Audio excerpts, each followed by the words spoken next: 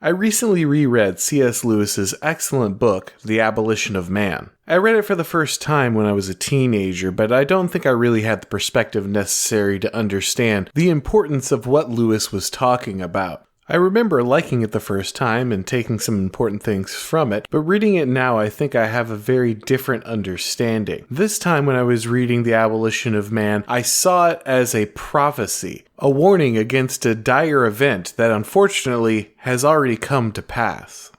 Lewis opens the book by discussing what at his time was a contemporary educational text. He dubs the elementary textbook the Green Book, calling its authors Titus and Gaius, in order to protect their identities. Basically, he says, look, this book is bad, but it's just one of many. There's nothing particularly special about this one. This is just the general state of educational material at the time, and he's writing back in the 1940s. Lewis takes us through a few examples of reading passages that are featured in the Green Book, and most importantly, the questions that are asked afterward by the book's authors. He points out that while there are passages included that do have things that stir the imagination and the soul, the book itself is designed to do exactly the opposite. After each one of these passages, the authors of the Green Book make sure to include commentary or questions that undermine the spirit of the passage. A reading that was originally intended to communicate the sublime beauty and wonder of nature is characterized by the book's authors as something that is perhaps over-emotional or subjective. Criticism and skepticism of anything that actually shows emotion or passion or feeling or romance is constantly encouraged.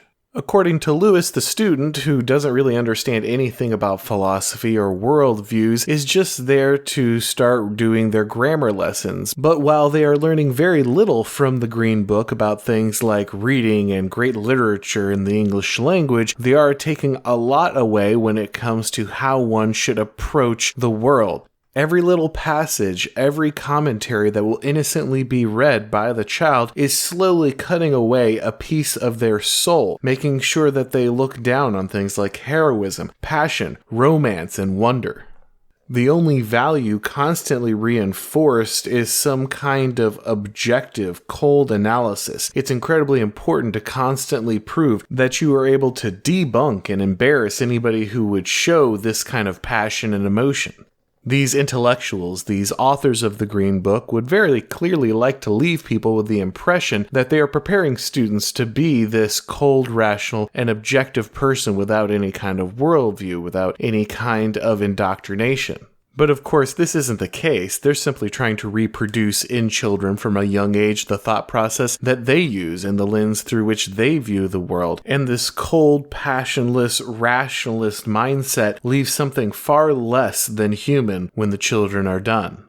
Lewis says, quote, "The operation of the Green Book and its kind is to produce what may be called men without chests. It is an outrage that they should be commonly spoken of as intellectuals. This gives them the chance to say that he who attacks them attacks intelligence. It is not so. They're not distinguished from other men by any unusual skill in finding truth, nor any virginal ardor to pursue her. Indeed, it would be strange if they were. A persevering devotion to truth, a nice sense of intellectual honor, cannot long be maintained without the aid of a sentiment which Gaius and Titus could debunk as easily as any other. It is not excess of thought, but defect of fertile and generous emotion that marks them out. Their heads are no bigger than the ordinary. It is the atrophy of the chests beneath that makes them seem so. And all the time, such is the tragic comedy of our situation, we continue to clamor for those very qualities we are rendering impossible. You can hardly open a periodical without coming across the statement that what our civilization needs is more drive, or dynamism, or self-sacrifice, or creativity. In a sort of ghastly simplicity, we remove the organ and demand the function. We make men without chests and expect of them virtue and enterprise. We laugh at honor and are shocked to find traitors in our midst. We castrate and bid the gelding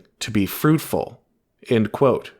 Lewis warns his readers back in the 1940s that we are heading down a very dangerous path, and that abolishing sincerity, beauty, and passion by materializing every aspect of human existence has serious consequences.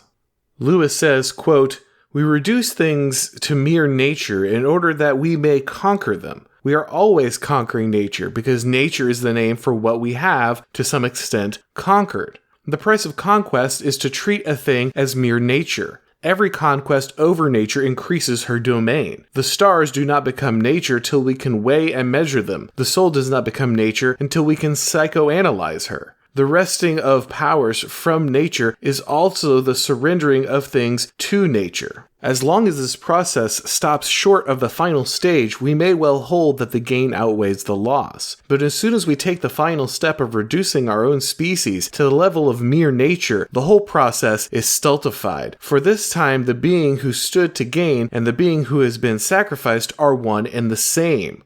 End quote. Lewis then goes on to make a prediction which I think has already come to pass. He says that once one generation truly masters how to fundamentally manipulate human nature, once they truly understand how to strip man of the sacred and reduce him to a material thing, nothing but inputs and outputs, which can be manipulated and shaped, then that generation will become the final generation that is truly human. Lewis says by fundamentally controlling and reshaping man from the ground up, we will have actually abolished man and created something far lesser. A being spiritually crippled from the start, incapable of the heights and depths of those that came before them. And I'll be honest, it's really hard to look at our modern, sterile consumer culture and see where Lewis was wrong. We are inundated with cheap, plastic, spiritually dead factory products passing as art and culture. And when you're looking out at that kind of landscape, it's hard not to see the wasteland that Lewis predicted and warned us against. The soy boys, the bugmen, they are of course exactly the kind of men without chests that Lewis envisioned. Entire generations of what was once human beings, now only capable of imagining a world with more luxuries and more consumption. Withered husks of men, Voshes and movie bobs, moving around with no community, faith, or family, and no desire to find more, willing to follow whatever kind of pop ideology is placed in front of them by mass communication. Obviously, when I say withered husks of men there, I do mean spiritually, definitely not physically. So what does this mean for us? If the future that Lewis warned us against has already come to pass, are we just done for? Is there anything left for us? Is there any spirit left to rekindle? Can we somehow find the humanity that has been bred out of us from the beginning of our lives? I think we can. I definitely do think that there is a way back. And I think it means rescuing those values from the past while also radically changing the way we evaluate life in the present. Our battle is just as much spiritual as it is physical, probably even more spiritual. And if we are to escape the abolition of man, we must rediscover faith, passion, intensity, spirit, wonder, and sincerity.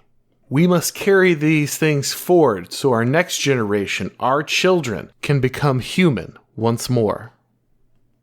Thanks for watching, guys. If you enjoyed the video, please go ahead and click like. If you haven't subscribed yet, now is a great time to do so. If you'd like to follow me on Twitter or you'd like to donate to my work on Subscribestar, like these fine people whose names are currently being displayed on screen, you can go ahead and follow the link that you'll find in the description below the video. There you'll also find a link to the merch store if you'd prefer to support the channel that way. And please go ahead and also subscribe to my Rumble and or Odyssey channels, which you can find links to down in the description as well.